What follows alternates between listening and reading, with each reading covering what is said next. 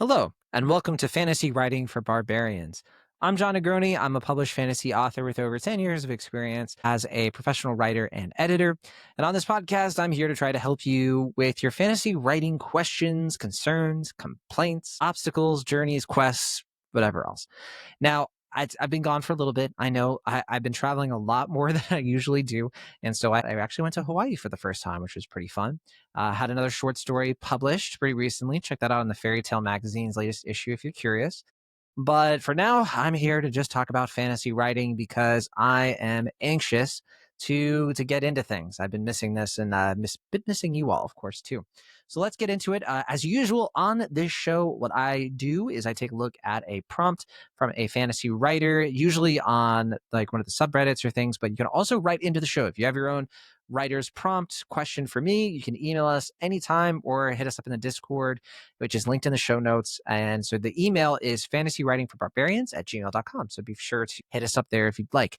But as usual, I have not read this yet. So I'm going to be looking at this for the first time and I'm excited. Let's bring it up now. Why wait? Okay, so this comes to us from a username, the Cocoa Bean. And the Cocoa Bean's headline is just magic and injury. Hey all, mulling over a problem with an idea for a story I'm planning to write. I'm planning a story based closely around classic tabletop style characters. Your typical party of adventurers with a magic user, a healer, a rogue, and a warrior. My issue is coming from being a lover of dramatic moments and serious injuries actually having impact in a story where healing magic exists and is readily available in the form of a healer character. Namely, what can I do to make stakes still feel meaningful if a healer exists? There's lots I've considered, such as it requiring material resources that are limited and sparse, but that comes with its own issues. Or that healing magic in the world can be more like bolstering the spirit and resolve or hastening natural healing. So injuries matter, but won't matter indefinitely or be as lethal as they otherwise would be. Long and short, I've been pondering it for a while, so I thought to ask other writers who have used healing magic in their settings, did it take away from the tension? How did you get around that issue? Would it be better if I simply did without healing magic in the world? All right, this is a lot of fun. Healing magic. We haven't done anything with healing magic yet, so we got something fun here. So there's a lot to get to there. I will admit, for my stories, I haven't done a lot of healing magic in anything that I've published, at least. I'm trying to think through it. I think I did have characters in Killer Joy who had some kind of form of healing magic, but in that case it was rare and there weren't like healers in the party. There wasn't somebody like in the group that could do it. So that's kind of how I got around it, but there's all kinds of other things you can do. As somebody who loves healing magic stories, especially particularly there's an anime that's actually about like where the main character is a healer, and that anime is so fun. I forget the name of it, but it's like it was the greatest healer in the planet. I think that's the name of it. But then I got rejected from the party. I don't even remember. But it's like an anime.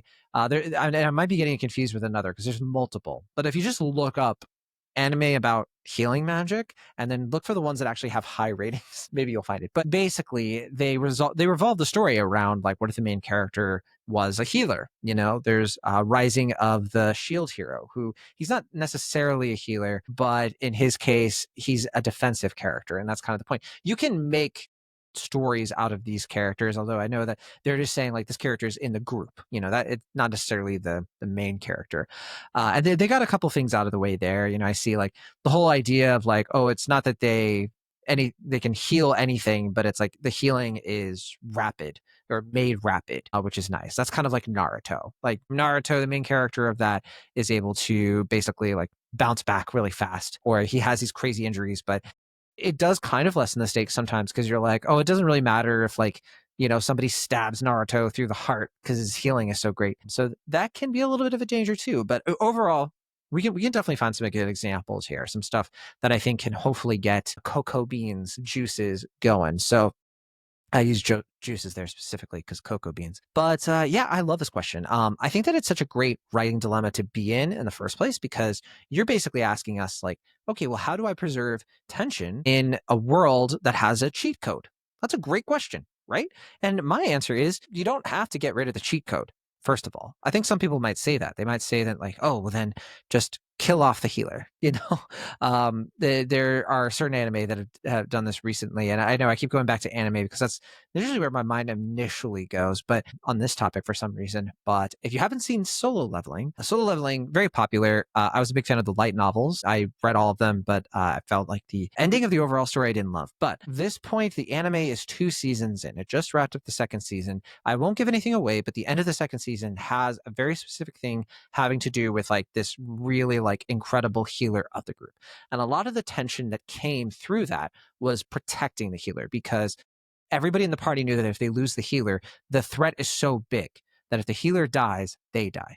So that's how they were able to preserve the tension. It was making sure to like find ways to make it feel like the healer was also at threat, and making that clear. So that's one necessary thing that you can do.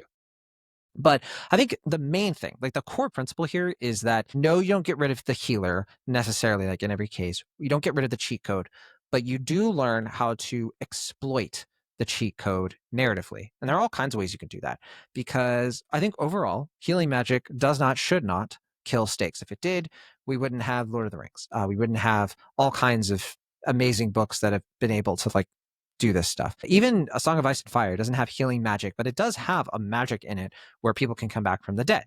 And so why does that not kill the stakes? Well, because it's very rare. That's one thing. But we can go through it one by one. I'd say that the number one thing to keep in mind is that healing magic doesn't kill stakes, but bad healing systems can kill stakes. So the real work that you have to do is design your healing mechanic with a storytelling tension in mind. And it sounds like you're already trying to do that. You're just trying to brainstorm, okay, how do I do that effectively? So let's break that down. There are a few specific paths you can take, and we can provide some examples too to help you pull it off well. So one clear way you can do it is, and I think you maybe, I don't think you alluded to it necessarily. Oh yeah, you said it requiring material resources that are limited and sparse.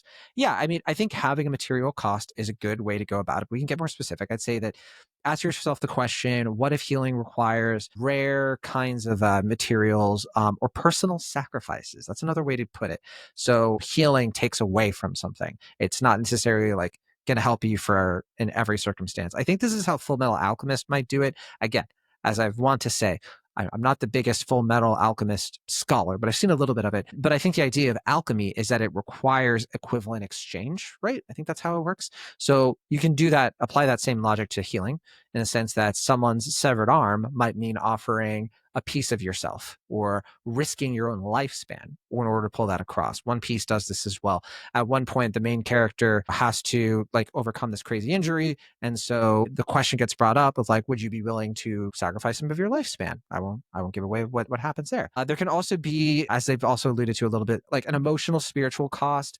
That's something that I think Made in Abyss might do, because like in that one, healing doesn't really exist necessarily, but I'd say if it did, it would almost certainly kind of mutate you into something horrible or horrifying in some kind of irreversible way. So it's like it's a healing system that can actually corrupt the people in the party, especially if it's handled poorly. So, for example, if a healer casts too much healing magic, they themselves can become numb, they can become hollow, or even physically transformed. And so suddenly the decision to heal can come down to being a moral decision. It can come down to like a legit sacrifice in that way. And that's a really quick way to not just preserve the stakes, but add stakes to the story in a very meaningful way that could be really helpful for you. And then there could also be a social cost. I'd say that, healing magic could be something that not everybody is allowed to know about. What if only certain sanctioned temples, right, or religious orders where you have to abide by these really oppressive systems? What if they're the only people that are allowed to heal or learn how to heal? So using magic outside of those bounds could be a death penalty. Like if you get caught, you're going to die, or the people are going to try to kill you. You're going to make huge enemies. There's going to be political unrest. There's all kinds of things you can do with that. So then not only do you add some stakes to the stakes and preserve them, but now you add the stake of a ticking clock to your story, which is kind of interesting, right? A dangerous world reaction. That's one thing that I wish more fantasy novels would exploit, quite honestly, which is show us how the world reacts to your character. I love when novels get into that. I think it's such a great way to make the world feel real and lived in, when there actually does feel like things that happen in the novel have a reaction that not everybody's going to be happy with it, or maybe there's going to be unrest in some specific way. It's a cool thing to do for your story. And then, okay, that's one path. There could be another path. Let's say the healing magic isn't so overpowered. What if your healing magic was imperfect, right? It doesn't necessarily have to reset the character to their full health, is what I'm saying. Excuse me. Maybe it patches you up, but then it leaves a mark, it leaves a scar of some kind, or doesn't fully heal you all the way. So I'm thinking of The Witcher, if you didn't know. The books and the games. I forget if the TV show did this, because I forget the TV show, but the characters in that, they do heal, right? But it takes time. The potions kind of mess you up. You have a little bit of the corruption angle there too. And then there are usually scars that remain.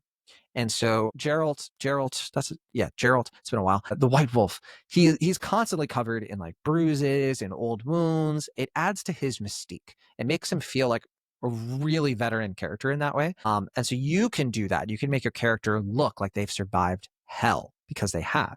And so that kind of is just an aching reminder that, yeah, there's healing magic, but it doesn't totally 100% work all the time. You could also look at things like Final Fantasy.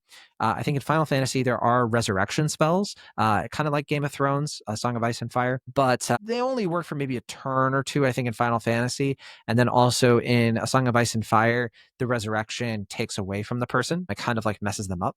So there's all kinds of things that you can do. For example, I think in Final Fantasy, like a character will even like turn to crystal at one point if you miss like a certain window. I forget exactly how it works, but you create new stakes in that way of saying like, all right, I healed you, but if you don't do this or that within this time frame, then you're going to die. So just kind of making it so that the healing isn't so amazing. And sometimes it also has these negative side effects that you have to deal with. And then also another thing you can try is okay, what if you're healing magic? It doesn't necessarily regrow limbs. So you set that out of like, okay, there's healing magic, but your limb isn't going to go back. Or, hey, take it another route, take it further. Okay. What if it can, or it tries to regrow a limb? Sometimes it gets it wrong. It grows a foot instead of an arm, So you could go like full David Cronenberg body horror if you want. You could just kind of like think like, oh, what if you can't control it right? Or if the character is in a panic state and they are emotional and they're like, I can't get this right, I have to do this before they die, and then all of a sudden they accidentally, like, the spell is like trying to re-knit the flesh, but then it happens too fast and they're like, oh, I can't slow it down, and it's like, oh, the nerves are still exposed on your regrown limb. Like, you can do all kinds of gross stuff like that. I hate to take it there, but you can find creative ways of like that not a lot of stories have done before. And so you can end it there and be like, okay, yeah, the healing magic worked, they fix them, but now they're screaming in pain because their bone is like sticking out or something like that. So yeah, it's just one of those things where you can make it feel more raw. You can make it feel a little bit more of like, this is hard to do. Like, I have a healer, but like, besides patching up a couple of scrapes and cuts, like, there's a lot more to it than that. Okay. What's another way to add things? I think you could turn healing magic itself into more like into like a character conflict, actually. So if the healer, they're a person, they're not a vending machine. Like, what are their wants? Why are they here? Why are they a healer? What makes them a healer? What informs, the kind of person they are in the healing realm or whatever? Attack on Titan, there's no healing magic, right? But let's say there were, and then the medic flat out refused to heal somebody because they didn't deserve it. That's like a kind of like one of the moral themes in Attack on Titan. So then you have like an ethical drama kind of baked into it. You could flip it around though, and you could say that the healer is a religious zealot. Maybe they're racist or something like that. They only heal people who follow their god or whatever it is, or look a certain way from this tribe, whatever it is. And then if you have like a roguish character or an atheist kind of warrior, they're on their own. They're not going to get the healing magic. Then you actually have like legit conflict within the party itself that you can kind of bake into it. That could just generally make your story feel all the more interesting and like, oh, here's an emotional journey for these characters to go on. Are they going to resolve this and patch it up? And then you could also, do something where like, what if the healer is running low on power, right? It takes a certain amount of magic to do the healing, and they have to choose who they're going to save, right? They can't save everybody. It's like the classic trolley problem. Suddenly, at that point, you have party tension. You have a moral fallout that is that's corrupting the logistics of the story. And that's the kind of thing, especially if you stick to it and you don't do an easy answer there, that can make the reader feel like, wow, this world is all holds bar. There are plenty of stakes in this story. That's what you're going for.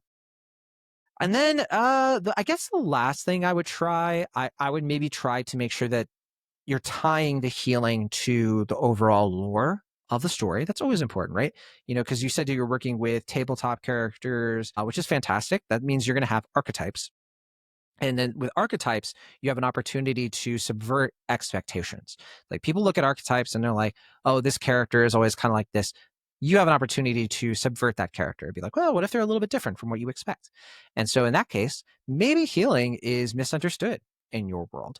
Maybe it's not about restoring flesh, but it's actually about untethering the soul from, I don't know, pain, right? So someone might be able to walk again, sure, but they've lost their memories. For example, every healing that happens to them leaves them a little bit more hollow. I kind of was talking about this before with the Song of Ice and Fire. That's kind of what's happening there. You can also take a cue from the Stormlight Archive, Brandon Sanderson's series of novels that starts with The Way of Kings, where healing magic is kind of tied to self-perception.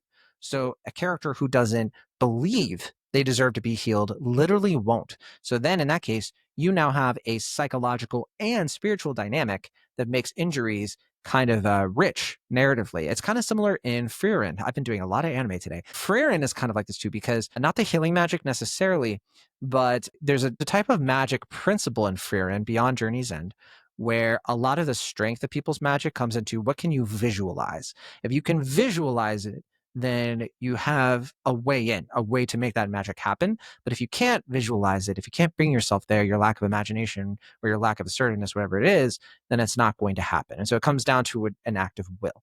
And so that's the kind of thing that makes that world so interesting, because then the idea of like Gandalf level, any like soft magic system gets so big because there's all kinds of magic possible in that world, but there is a specific limit that in this case, healing magic you could apply that definitely just makes it feel like, oh, it's going to take real effort and a specific set of circumstances for this healing magic to work. So yeah, I think that's about all I got. Let me look at some of the comments though, because there might be some other amazing ideas. I shouldn't say other amazing ideas. There might be some amazing ideas way better than mine, for all I know. Okay. Let's see here from JTH or JT Hale CC. They wrote, in my opinion, healing magic is fine. It just needs strict limitations. I'm a big fan of one you've already listed. No instant healing only enhances natural healing. Maybe add in other restrictions, such as healing cannot cure diseases or remove infections. That's a good one. It can only heal at a surface level. Healing magic absolutely has its place, but it can easily become OP, overpowered. Maybe drastic healing requires a life or sacrifice, life for a life kind of thing. Or maybe a god or a divine being can grant a stronger form. I think you've got some good ideas. Just be sure to limit it severely, as it can absolutely suck the tension out of a scene. Yeah, I like this idea that they put forth about the infection thing. Like, and it kind of relates to what I was saying about like the character being more hollow. You could make that a more literal hollow of like, oh yeah, it's because they're feeling fatigued. It's because it's going to take them weeks to actually get over the trauma of what happened to them, whether it's a disease or sometimes it's just the trauma of the event itself psychologically. There's all kinds of stuff you can do with that. And I would just be careful, with like, if you do the tiers of like healing, you want, if it's like a life for a life, it should definitely be like, there should be, you should be very clear about what the limits are. So if it takes this to do this, it should be comparable. So I'd like, oh, I don't have to give my life just to, heal up this bruise, that kind of thing. I don't think they're saying that, to be clear, but TX Slug Thrower said, I did something fun in a similar situation. I wanted to let the reader know the world was dangerous and take away the prospect of a healer. So I killed him off violently in the first third of the book. I know this isn't for everyone, but it really affected the characters and made everything from then on out much more precarious. So this is kind of the Gandalf thing, right? So the idea behind Fellowship of the Ring is that when they have Gandalf in the party, it feels like, okay, they've got this OP character who can do anything. And the reason that Tolkien wanted to do that is that when he takes Gandalf away, you feel the absence. You feel the like, oh, we're on our own right now. So that's a kind of emotion you could do as well. Now, it is a little bit, it's a trope, right? That the mentor dies, like the Obi-Wan Kenobi character dies. It can be cliche depending on how you do it, but it's a trope. As long as you handle the trope well and you exploit it in a good way, it's not necessarily going to come off as cliche. You just have to be careful, right? You have to be creative and do all that stuff. So yeah, you could, that's totally valid, totally valid. Let's see. Cocoa Bean actually responded to this and said, "That is genius. Perfectly resolves my issue, as I wanted to highlight the stakes early, set out a deeper motivation for the characters, and the story revolves around descending into a place that's basically a one-way trip. So they couldn't be easily replaced, but I could have another turn up as and when in required for the story. Thank you for the suggestion." So hopefully that really helped them. Boots RR wrote, "Physical danger does not equal tension. Stakes work best when they're personal. And in my opinion, the least interesting thing you can do to a character is to kill them." So this is kind of getting to what I was saying of like, what if it's more of like a personal sort of thing, or like political unrest was the consequence you had to choose between characters.